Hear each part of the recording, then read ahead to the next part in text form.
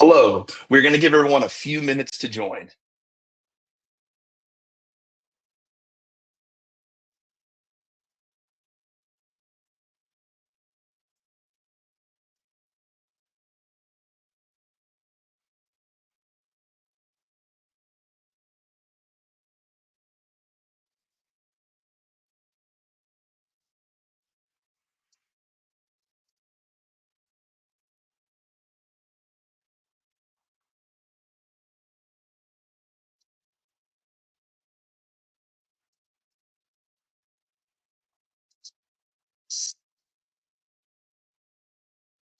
All right, I'm going to go ahead and get started here. Hello, everyone, and welcome to today's live webinar, Building the Future of AI, How Vast Data and Supermicro Power Voltage Park's AI Cloud for Builders, Startups, and Enterprises. I'm Adam Jones, HPC Product Marketing Director at Vast Data, and I'll be your moderator for today's session. We're at a turning point in the AI landscape. As models grow in complexity and infrastructure demands escalate, traditional architectures simply can't keep up. Today's session will explore how modern organizations are overcoming bottlenecks in compute, storage, and observability, what it means to deliver full stack infrastructure tailored for next-gen GPU workloads, and why the shift towards dedicated high-performance AI infrastructure is accelerating.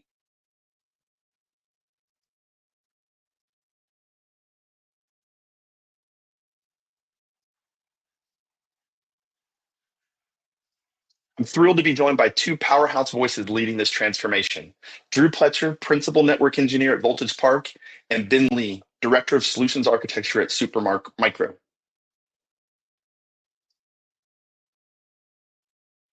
Before we jump into the discussion, just a quick reminder, you can submit questions anytime using the Q&A panel on the right side of your screen. If we don't get to all of your questions today, we'll follow up directly. So we've got a lot of great ground to cover, so let's get started.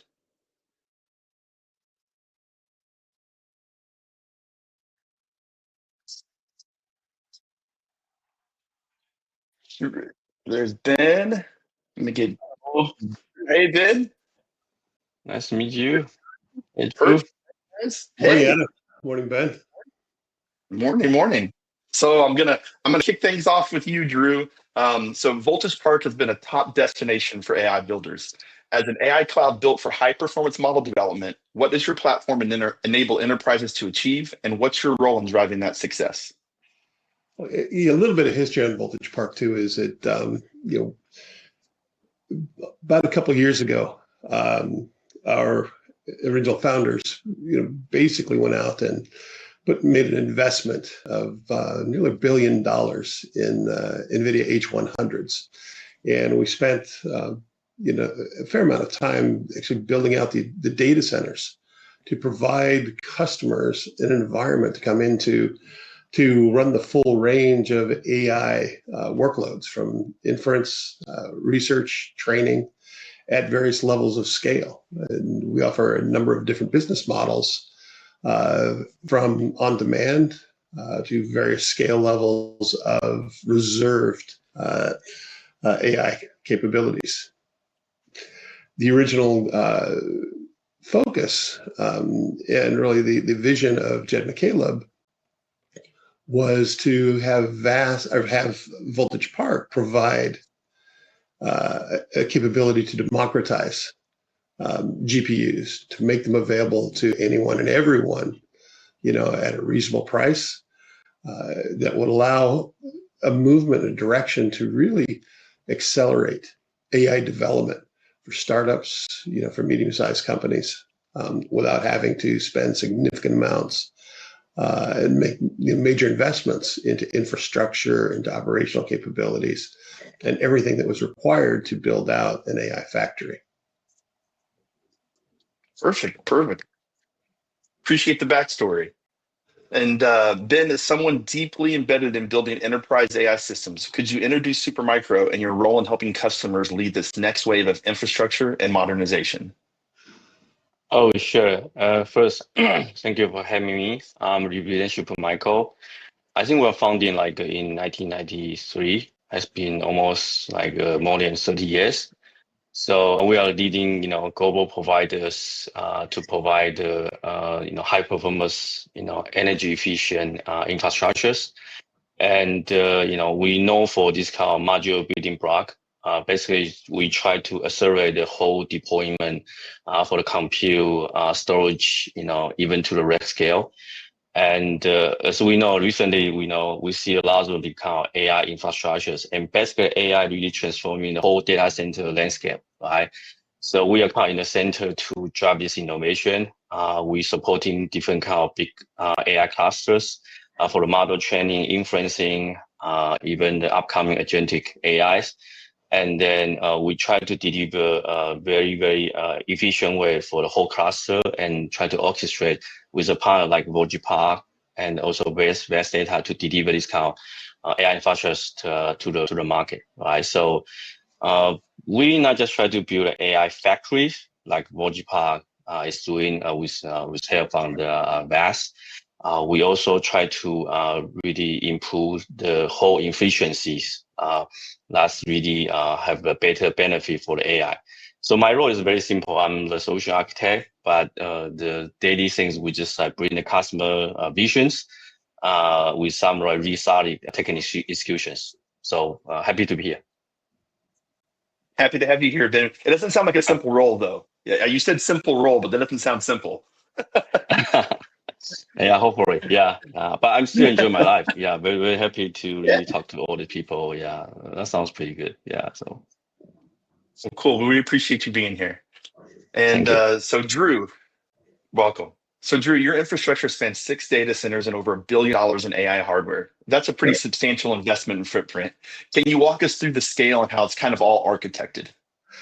Yeah. So from an architecture perspective, we've, since we're partnering with NVIDIA, we do really build everything based around the NVIDIA reference architectures with some enhancements to improve levels of high availability, scaling, ensure that we have an environment that is optimized for the customer workloads, the demands they have.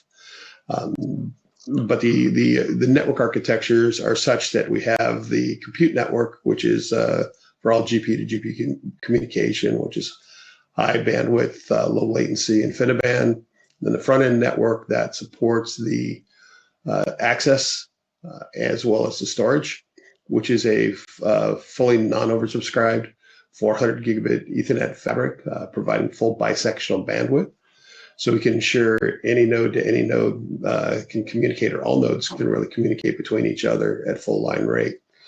This ensures that we're able to deliver on the services, the capabilities that the customers need to keep their AI workloads, whether you're talking inference, whether you're talking about training, at any level of scale, from research all the way up to large scale training. And again, making sure that everything is in place to maintain the highest level of efficiency that they have in their operations and able to do what they need to do in the timeframes they need to do it. Perfect. And what was kind of the time frame for you all to build that large of an infrastructure across that many sites? Yeah, it was a challenging effort. I mean, I've been with Voltage Park going back to October of 2023. And at that point in time, we had our first data center online and operating with a single customer on a 4,000 GPU cluster. Shortly after that, we started ramping up all of our additional data centers.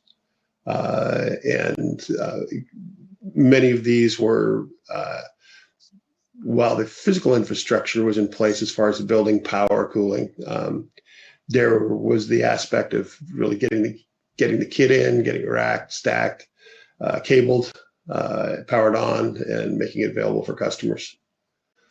So you're saying like so you're saying like an additional 5 data centers in less than 2 years, pretty much? Yes. That's amazing. So you're a busy guy. Busy team, and it's busy team. We've been growing quite a bit, and probably the first 6 months or so, there's only maybe 3 or 4 network engineers who are involved in getting everything stood up. Wow. Well, it sounds like you guys are pretty efficient.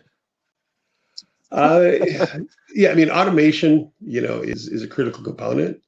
Being able to ensure that what we build, how we build it, is completely reproducible and provides an environment that ensures that we deliver a predictable capability, regardless of whether the customer has one GPU node or has 2,000.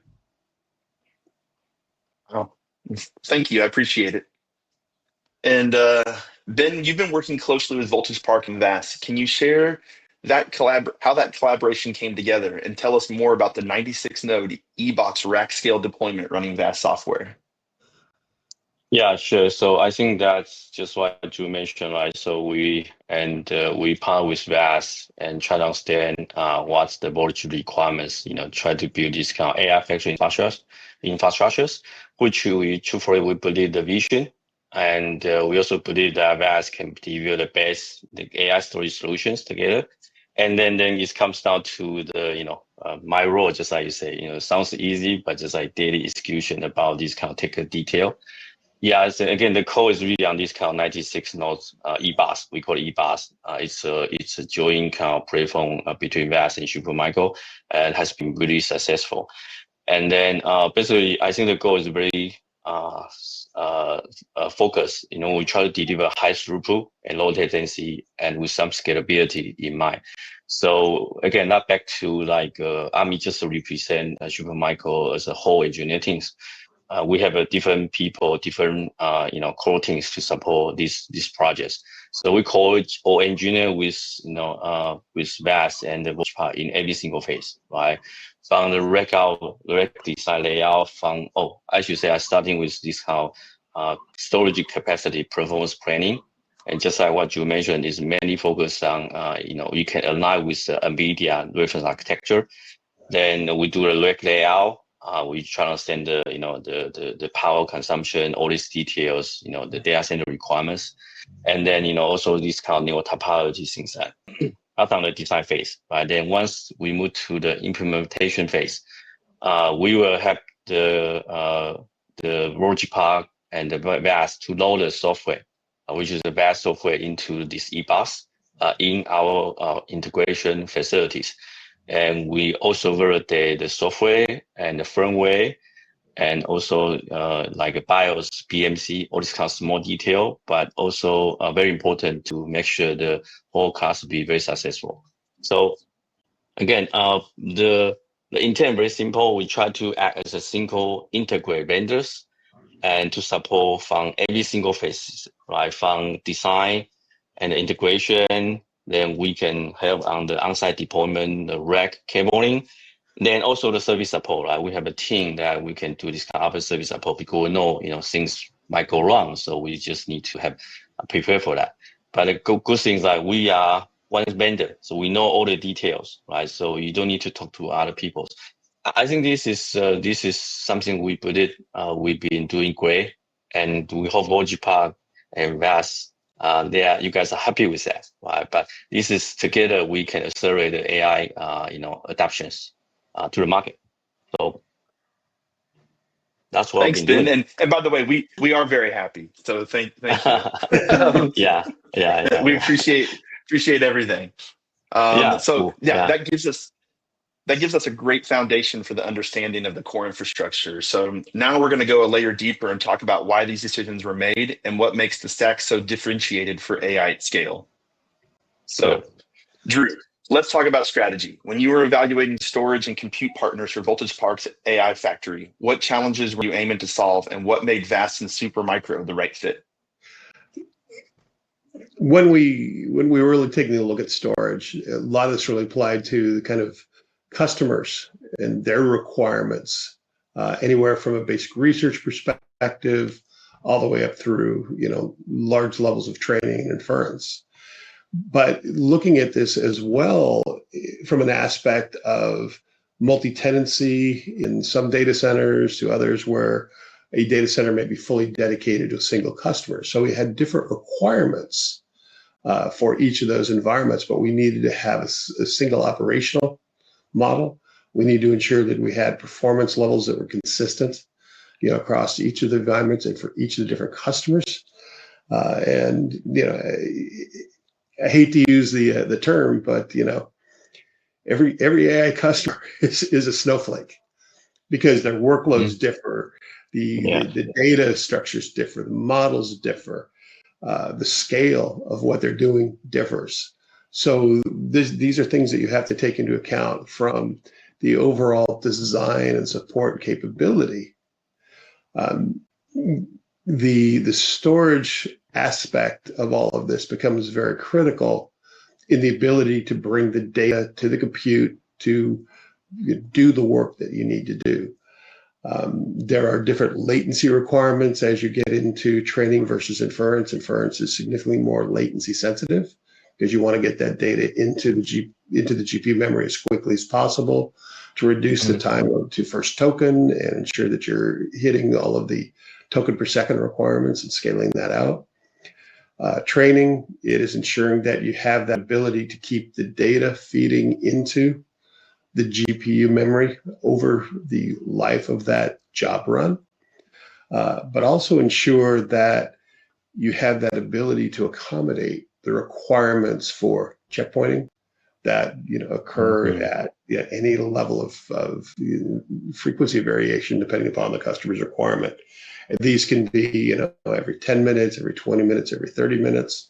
The larger the number of GPUs you have, the more intense that the checkpointing can become, and different methodologies of tiered checkpointing, as well as is every checkpoint going to its own unique file, or is it all writing to one different file, and ensuring that you've got that capability to minimize locking and the impacts. The next piece of this is, as we were talking with our customers, was with the different options you have out there from a storage perspective, what was it that they were looking for as well? Because we wanted to make sure that our offering would match their requirements. With when we look at it today, our key demands are around object-based as well as file-based. So supportive S3s, the NFS, as well as the parallelism that you can offer that, and then what each of the different vendors provided in their ability to optimize the file-based or object-based storage and the initial data load, so heating up the storage, but then also being able to kind of feed the AI beast. Perfect. I appreciate it, and I'm glad VATS could meet those demands. And real quick, I'm gonna put a slide up for you, Ben. All right. Yeah, sure. So Supermicro is known for its three pillars: engineering excellence, vertical integration, and rapid innovation. Can you break those down for us and share how they help customers meet evolving AI needs? Yeah, so I think that's why I really want to share this slide to the audience, because just like you mentioned, like we have these kind of three pillars focused on all driving new innovations. But now, again, we try to extend the horizon to the whole data center infrastructures. So that's why we call it a data center building block solutions. We call it DCBBS. And so as you can see in these slides that we cover different areas, for example, like a compute. Now we have the latest and greatest solutions, including like GB and B200 or GB300 upcoming, and then also on the network side, we also really we have a dedicated team to focus on this kind of networking. That's including the 400 gig, 800 gig, and Spectrum X solutions from the NVIDIA. And on the top, I can see there's some cooling technologies that we dedicate for the data center infrastructures, because we realize that sometimes customers is not just waiting the whole GPU or these kind of heterogeneous computing solutions be ready, and sometimes they have some challenge on this kind of data center, and so that's why we decide to offer this kind of cooling infrastructures. And from the liquid cooling to like a very fundamental models or modules for like water towers, things like that. and then also some power cabling and the red scale on the left. So you can see it's kind of very it's kind of complicated, but we believe if we put these things together, and the center will be we call it what's that called solution validation centers. And having that, we can kind of feel comfortably to tell customers, okay, this is the whole solution is kind of validated. And we build that we do that in house with a small kind of scale, but we believe this can be deployed successfully, right? And then we start to really leverage this kind of validate solution and deploy to the AI factory, AI infrastructures. So we have been getting great success, right? So there's a big news from the Supermicro and some partners that we actually launched a very large AI clusters just in 122 days for a big company. They're doing this kind of social media, right? So, and on top of that, Voltage Park is also kind of one of our great partners, right? So, again, this is really the single vendor approach. We want to help the AI infrastructures, but on the top of that, we know that not everybody wants to really just build their own cloud because it's really kind of time consuming, a lot of investment. So that's why we really want to enable or help WatchPark. It's actually it's kind of extend our value because we really want to bring these AI infrastructures to the market. But we know that not everybody want to build their own cloud. That's why the Voltage Park can be a great partners along with vast data to drive these kind of accelerations, right? So that's what we believe, and we'll continue doing that. Yeah. Wow, that's an impressive portfolio, and we definitely appreciate the partnership. We love you all. Honestly. Yeah. When you look at that whole, I mean, you look at a lot of companies, and they're doing compute networking. You're talking about extending into the data center infrastructure and cooling and all that. So that's pretty substantial that you're covering that whole scope. Yeah, I mainly I guess add one more card is like as you might know, we begin with some like a product company like L10, but even on the left side you see we come to do the L11 and L12. When we talk about L12, that means we need to partner with the storage partners or media, to put this thing together, and just it's like a turnkey solutions to the market. Right. So again, we treasure the partnership, and we believe that we cannot do that alone. And so we are always very kind of open-minded and try to really, understand the new market, the new technologies, and we put things together. Right. On the right side is more on the we call it the downstream. There's a lot of different partners, in Asia, in US, that we need to work together. So we continue to bring these infrastructure components to this portfolio. And then we in the center, we use our engineering capability to validate that and deliver to the market. So, truly impressive. Yeah, thank you. Shut this off. Okay, and Drew, Voltage Park consistently outperforms traditional hyperscalers. Can you share a customer example of why they switched to your AI cloud and how your dedicated infrastructure, trusted common environment, and advanced data management drove that performance? That's a pretty big leap to say we consistently outperform hyperscalers. There's things that we do very well, things they do very well. But the key piece of Voltage Park's success, continued growth, and maintaining longer term residency of customers in our data centers has been about an environment the customers can come to. They're able to get done what they need to do from a research perspective, grow that into a training, scale that training out, and move into inference with a known, portable, reliable environment. And that has been one of our big success points for our customers. Many of our customers, and whether we're talking about startups, key companies that are building foundation models, to some of the larger enterprises that we're working with today, have gone through any number of, cloud providers, or the new classification. Thank you, Jensen, of neo cloud providers. And many times they were found wanting, stability, performance, system availability, and consistency.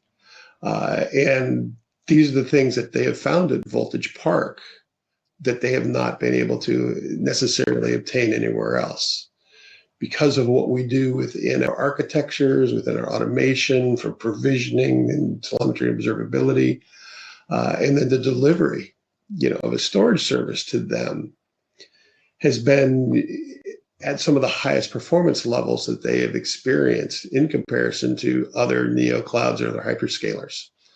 And this has allowed us to have customers that are building foundation models that started off initially, with a trial or proof of concept with, maybe 8-10 machines, to now, they're pushing 2,000 GPUs, and they want to grow even further. So it's that ability to deliver consistently day in, day out when things happen, having a highly qualified, highly intelligent and capable support team, from software engineering to the data center techs, that are able to respond quickly to any level of problem and get those issues resolved. There's, the adage of what are the things that are keeping me up at night or keeping our customers up at night, are more geared to the issues within what in their areas of responsibility versus, our infrastructure, our network, the storage, that we continue to deliver and maintain that stability that they need to get their jobs done without interruption. Perfect. I appreciate that. And Ben, based on what Drew just shared, with that customer scaling dramatically and citing performance improvements, how does Supermicro ensure customers can scale rapidly without hitting hardware or cooling bottlenecks? Basically, we just continue to validate that to make sure that we, before customer really, figure out what to do, we already know what's going to be the ceiling for certain thresholds, and also for the for some what should I say? It's kind of like future proof, right? So we don't really make customer feel there's something they will have some roadblock, right? So we will just like what you mentioned, right? I think consistency is very important, and our engineer continue to really do our hard working. We are actually a very hardworking company as a nature. It's just led by our CEO, but we believe what we've been doing well, and we believe that with a big scale, we still will perform with the confidence. Right? As I say, we have a big cluster deployment just in just 122 days. That gives us a great confidence, right? Then we talk about if we talk about the future, right? It's more about how we leverage our current modular architecture.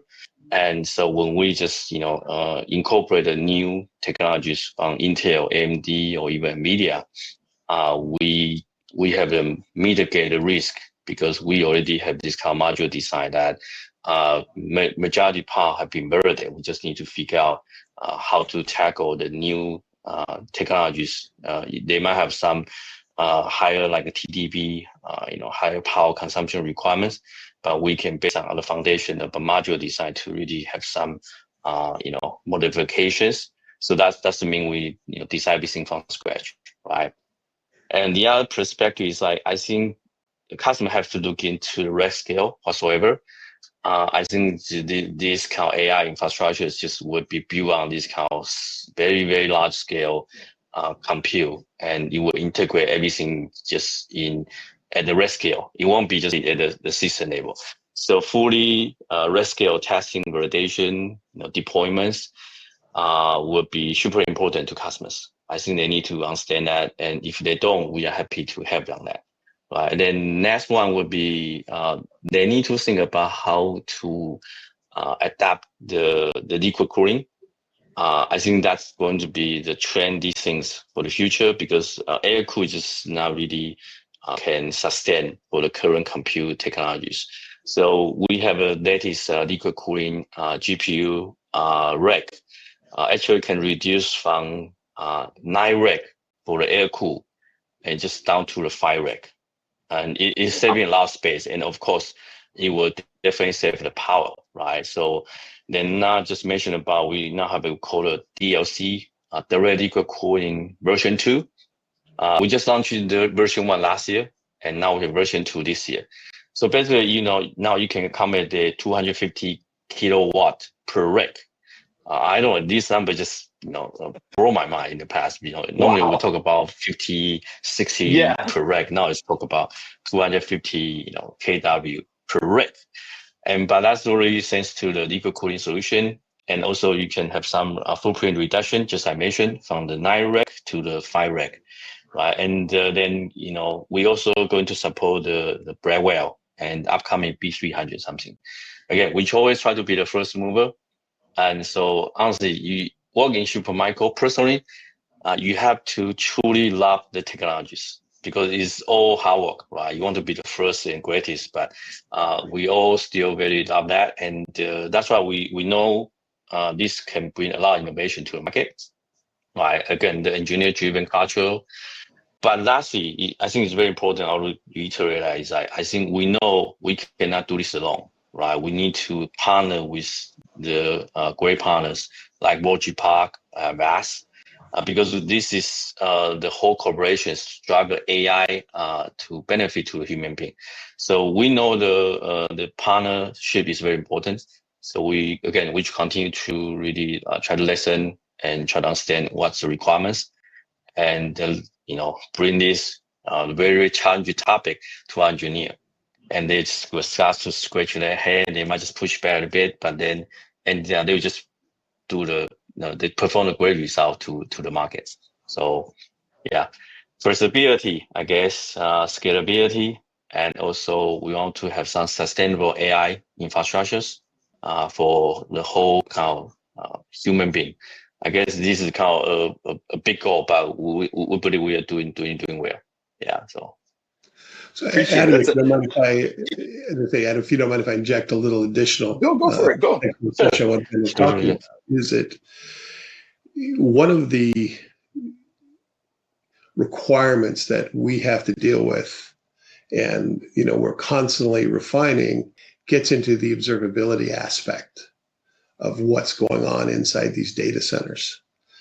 There is a huge level of symbiosis that is occurring between everything from the GPUs to the storage to the network. And in a single data center, actually in a single cluster, we're pulling millions of metrics every couple of minutes to understand the aspect and behavior of what's really going on.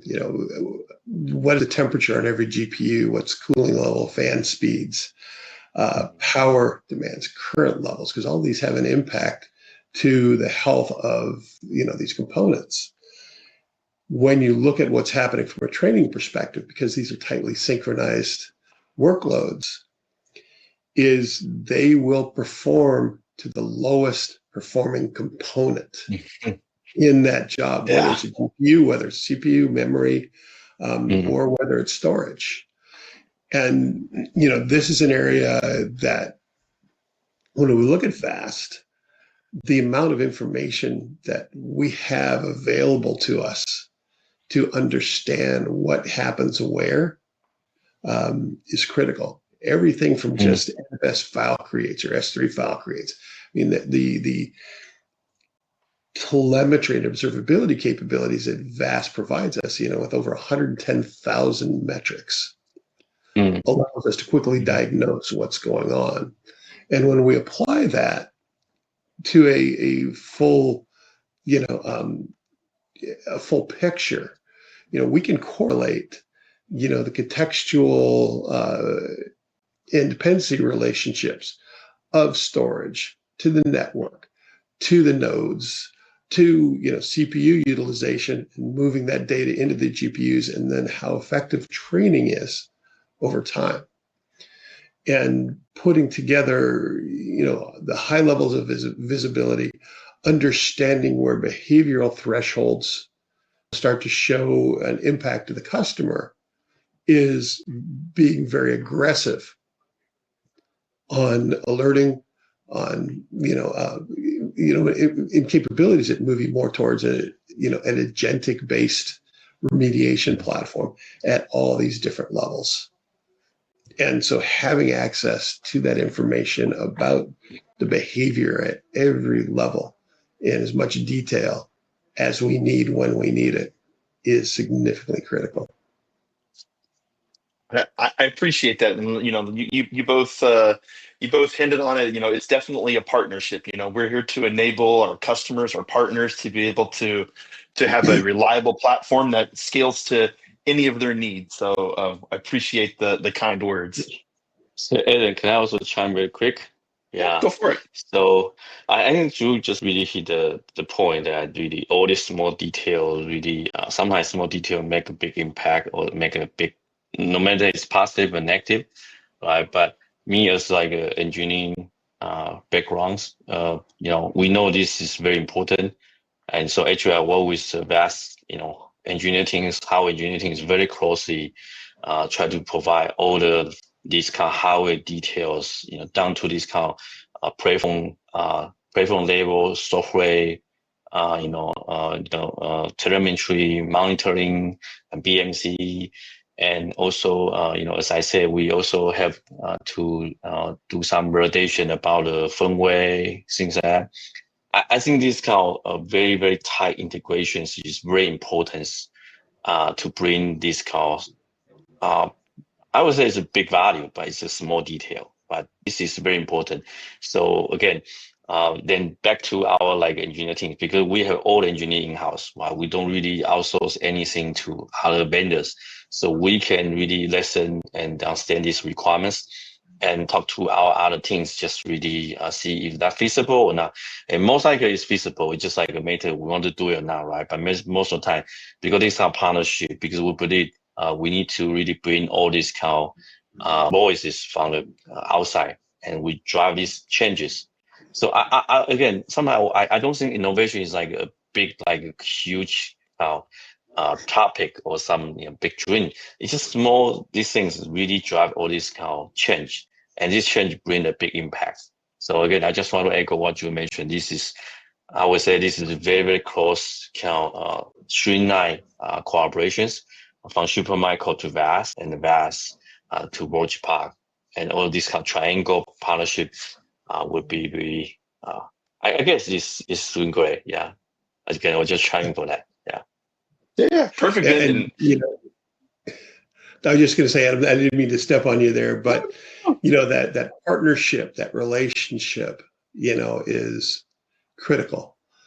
Mm-hmm. I cannot express enough the engagement levels that we have with VAST, direct access into engineering. We have conversations, at some of the highest levels at VAST, with co-founders who are, will almost turn on a dime, when there's a slight bump in the road, to get that resolved, to engage with us, and also to engage jointly with us and our customers to identify, root cause, resolve,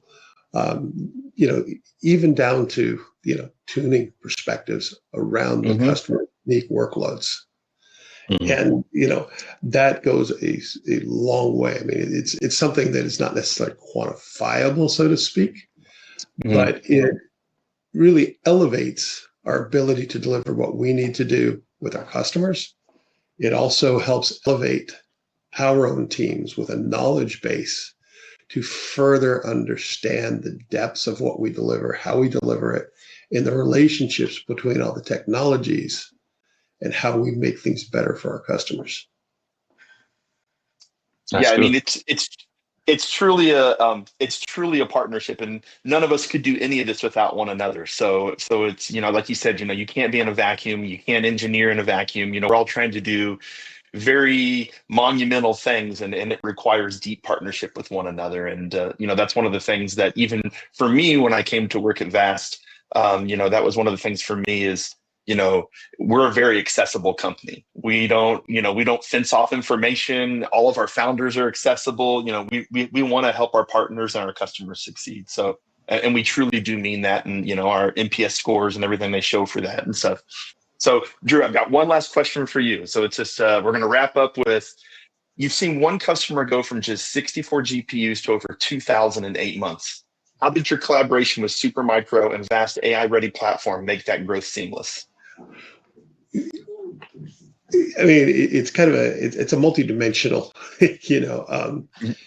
situation, because it comes down to, first off, the availability of the GPUs, the GPU nodes, the performance that they're going to experience there, our responsiveness, in awareness of what's really happening at that level, but then also the delivery of the data, to their environment that helps them accelerate, their workloads. They're able to get to the point of,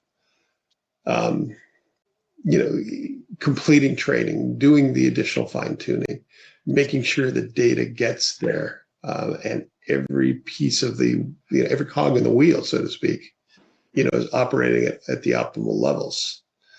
And, Vast, Supermicro have, as part of that machine, are something that have not been of, a concern to the customer.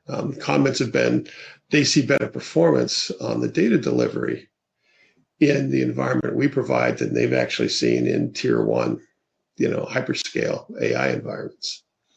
And that is what drove a lot of the growth, and they're staying, with us through that scaling, and is driving, into higher scale with them in the future. Appreciate that. Thank you. Let me go over in here real quick. Okay, so we've covered some incredible ground, and now let's open it up for questions. If you have any questions, please drop your questions in the Q&A box, and we'll answer as many as we can live. And while we wait for some questions to come in, Voltage Park made some news this week with Matrix AI. Drew, can you share what that partnership is meant to enable? Yeah, I mean, when you look at Matrix AI, I mean, what they're doing is they're extending that whole concept on, the AI factories into, really the visible world, dealing with computer vision, and being able to take what is coming in from, any camera network, and being able to do inference on that allows business intelligence, it allows operations, and behavior analytics to occur, basically real time. Whether you're talking about something that's in a manufacturing world, in, oil and gas, oil fields, refining, even down to what's happening from a traffic perspective, is what Matrix, is doing today, in what they have in all the customers that they're supporting.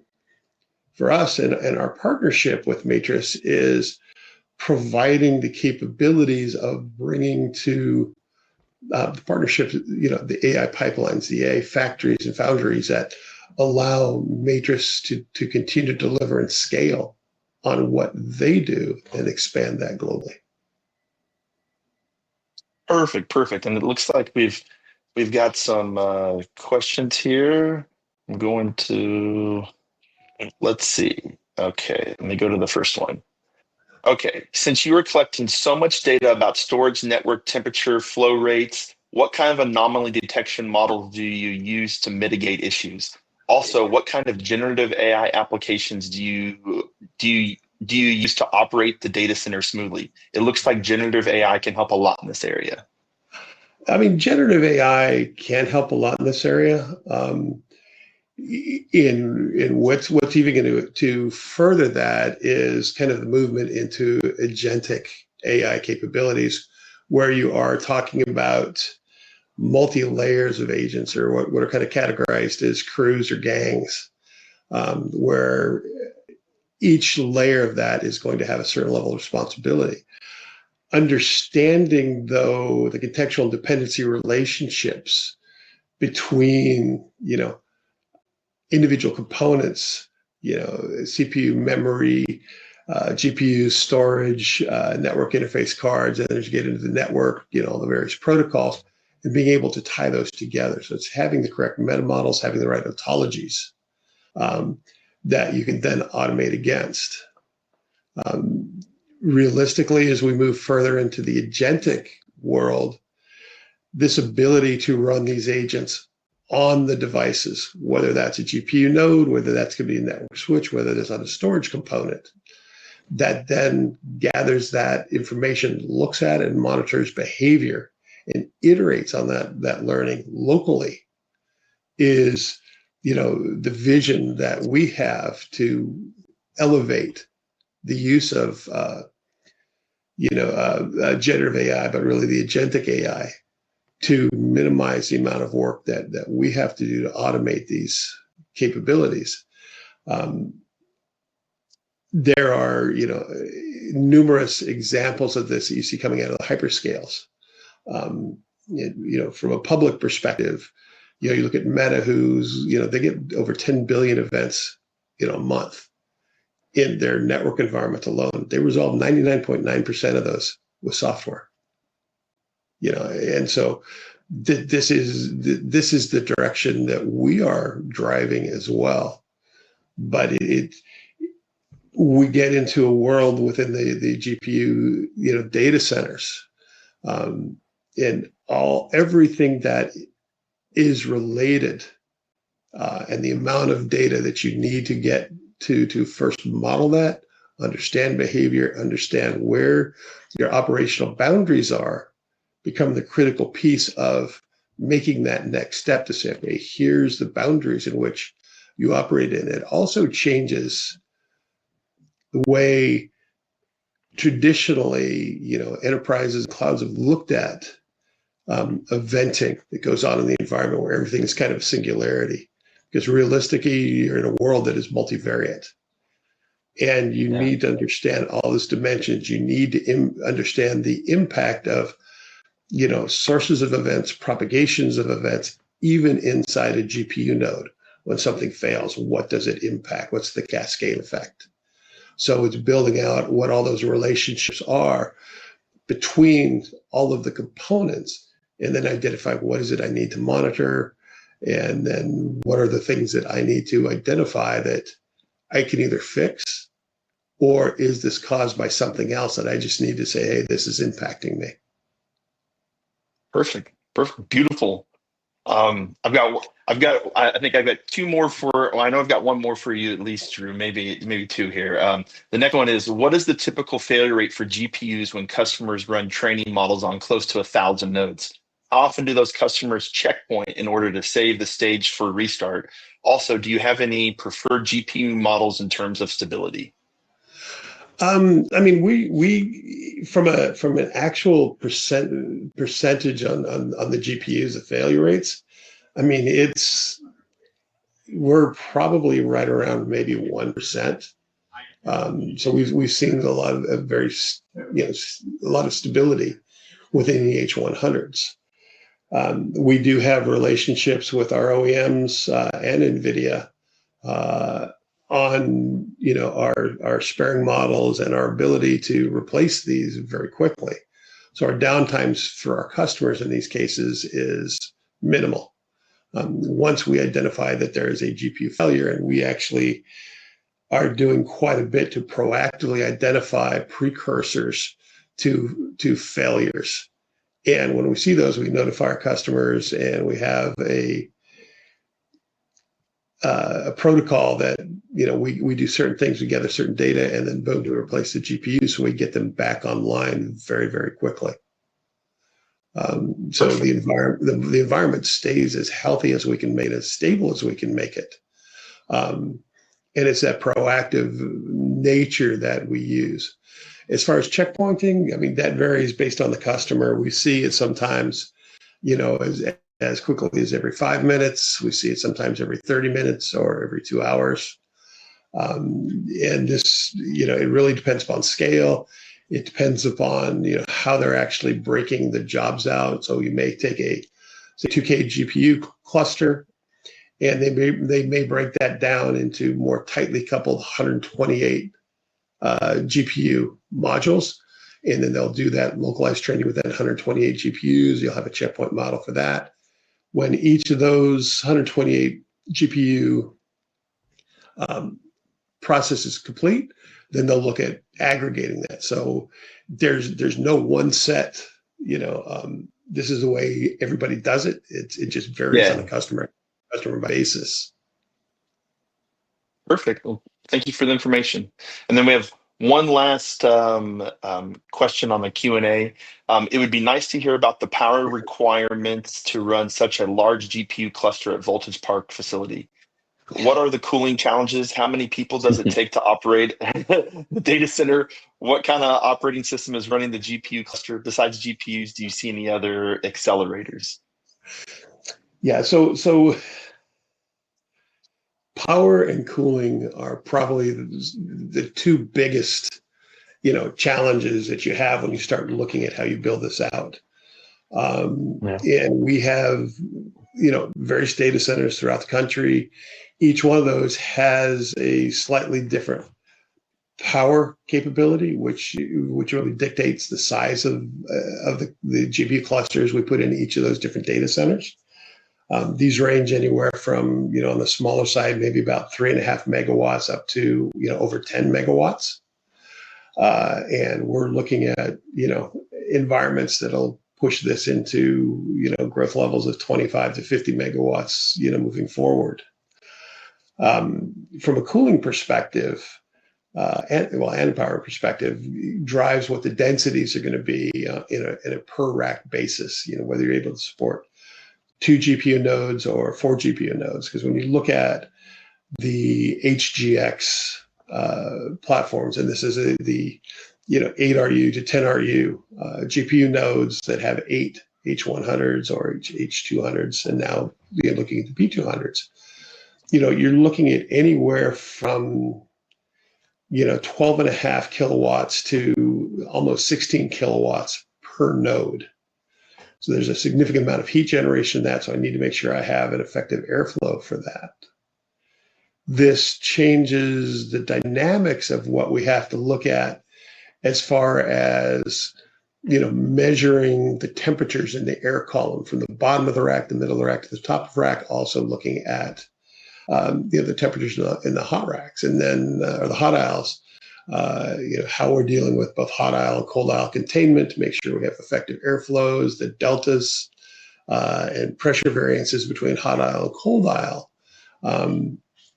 are key components that you deal with. As we move into the GB200 or even the air-cooled liquid-cooled platforms, there's much more that we start to look at, because now you have to take into account, 2 closed loop systems, your system's water or your facility's water, which then, that closed loop goes into a coolant distribution unit or CDU, which manages the cold loop system for the rack, for the compute, all the way down into the cold plate, so through that manifold. So understanding what the temperatures are from an inflow perspective, what the liters per minute, what the PSI is, to ensure that you don't have any blockages within the manifolds or within the plumbing that are going to have an impact on the ability to cool these systems. When you think about the GB200, GB300s, if I lose water flow within 30 seconds, you're talking about a rack that's going to go from maybe 35 C to 120 C. And that acceleration and that temperature creation is going to create a significant amount of damage to the system itself. Yeah. So these are all the things that, we have to take a look at when we go from a design perspective, starting with our blank space. How much power do we have? How do we want to deal with that power distribution for the nodes, for the network infrastructure, for storage, and how do we monitor all of that? So these are all the key things that we have to look at as we build our environments and continue to build those moving forward. When we look at how many people does it take to operate these data centers, we have tech staff that is on site 7x24, as well as DC operations teams that basically, and customer experience that follow the sun. But in the data centers, depending on the size of the data centers, we run anywhere between 4 to maybe 10 people to manage and operate, from a technical perspective, everything that goes on inside that data center. From the aspect of the operating system that's running the GPUs, we're kind of in the same, you're running the same operating systems that you primarily see in the AI development world, which is running a current distro of Ubuntu. On top of that, there's a lot of work that we do on ensuring that we have all of the right firmware in place for the NVIDIA drivers, the nickel versions, all the various firmware levels to make sure that, one, the system's operating at its optimal level, but also that it is friendly to and fits in with the tool chains of the customers that are going to run on top of these systems. And because we offer, bare metal service, we do kind of have an opportunity that the customers can actually run with scissors. But we have an environment in which we are actually able to re-provision nodes that kind of get borked, very, very quickly. So this keeps the customers in a place where, if they make a change and has an impact, that, we can recover for them and they can continue to move forward. Perfect. I appreciate the thorough, answers to those questions. Just wanted to make sure that we were able to answer everyone's questions real quick. All right. As we wrap up, I want to sincerely thank our fantastic speakers, Drew from Voltage Park and Ben from Supermicro, for sharing their insights and experience today.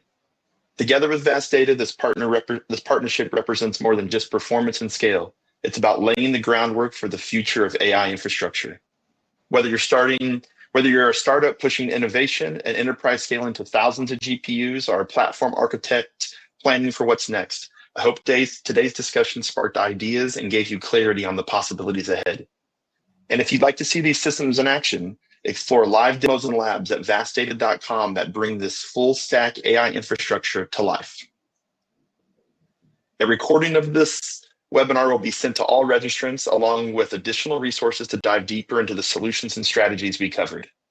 On behalf of everyone at Vast Data, Supermicro, and Voltage Park, thank you again for joining us. We appreciate your time, and we look forward to continuing the conversation.